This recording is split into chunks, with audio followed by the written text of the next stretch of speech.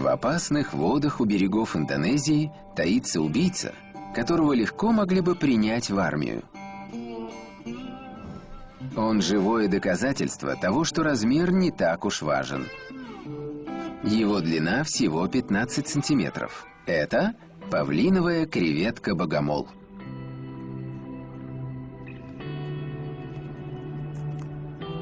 Это не богомол и не креветка, а скорее родственник краба и омара. Его панцирь переливается зеленым, оранжевым, красным и синим цветами, а ноги покрыты пятнами. Яркий окрас – самая сложная зрительная система среди хищников на Земле и величайшая скорость удара.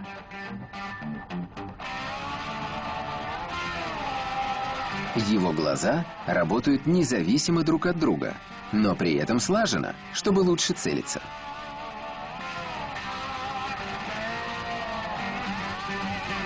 Они различают больше цветов, чем глаза любого другого существа, и видят поляризованный свет.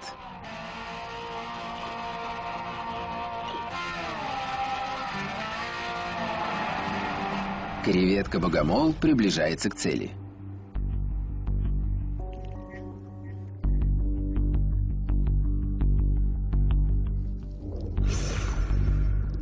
И молниеносно выбрасывает свое тайное оружие – клешни-молотки.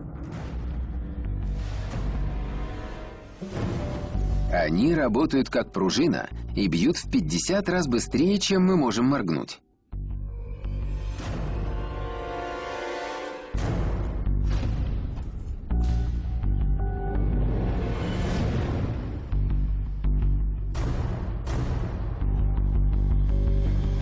Создается ударная волна, которая разбивает панцирь краба.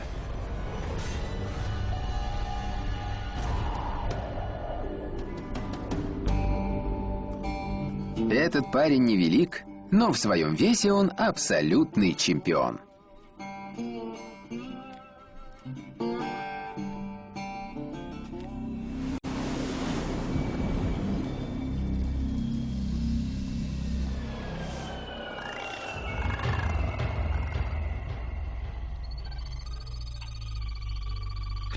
Тропические леса Центральной Америки изобилуют лягушками. Итчатая стеклянная лягушка. Ее так назвали из-за прозрачной кожи. Вблизи видна напряженная работа органов. Именно так. Ее кожа прозрачна. Можете представить, что ваши органы видны всем круглые сутки?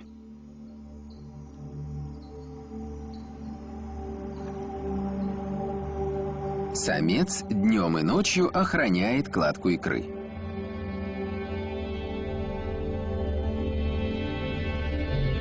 От его кожи влага передается икринкам, поэтому они не высыхают.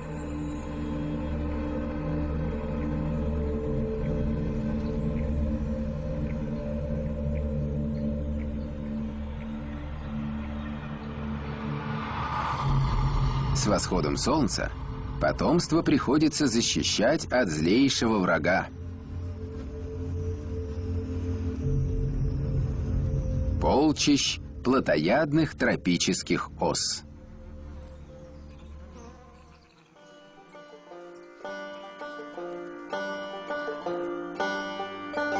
Они агрессивны, упорны и ядовиты. И по размеру почти не уступают лягушке. Самец их не интересует. Им нужна икра. Но если осы считают, что он отдаст своих деток без боя, они жестоко ошибаются. Это лягушка-ниндзя.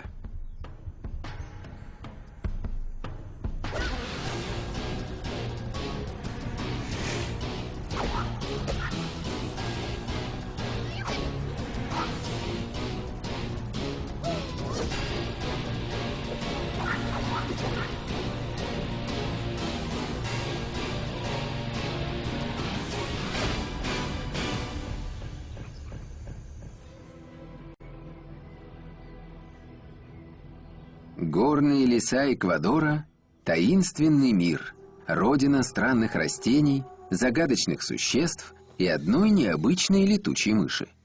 Не беспокойтесь, кровь она не пьет.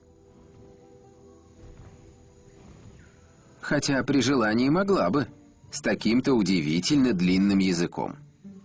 Это трубкогубый длиннонос.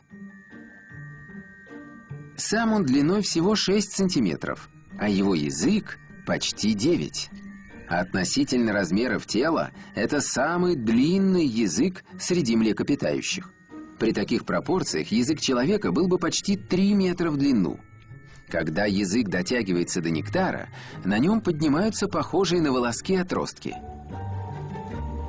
Площадь поверхности увеличивается, и нектара удается собрать больше.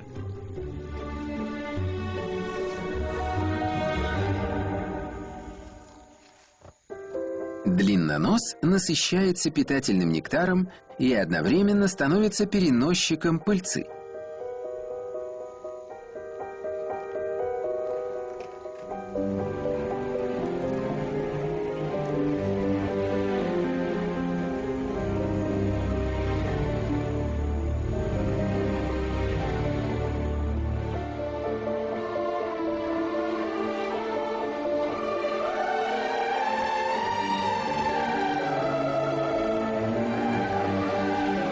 Этот цветок опыляет только длиннонос.